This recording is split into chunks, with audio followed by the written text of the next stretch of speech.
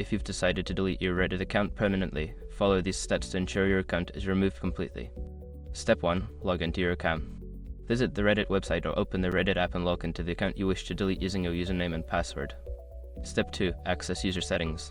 Once logged in, click on your profile icon in the top right corner. From the drop-down menu, select User Settings to access your account settings. Step 3. Navigate to the Account tab. In the User Settings menu, find and click on the Account tab. This section contains options related to your account management. Step 4. Scroll to the bottom. Scroll down to the bottom of the Account Settings page. Here, you will find the option to deactivate account. Click on this option to proceed. Step 5. Confirm deactivation. Follow the prompts to confirm your decision to deactivate your account. You may be asked to provide a reason for leaving. Once confirmed, your account will be permanently deleted. After completing these steps, your Reddit account will be permanently removed, and you will no longer have access to your posts or comments. Make sure to save any important information before proceeding, as this action cannot be undone.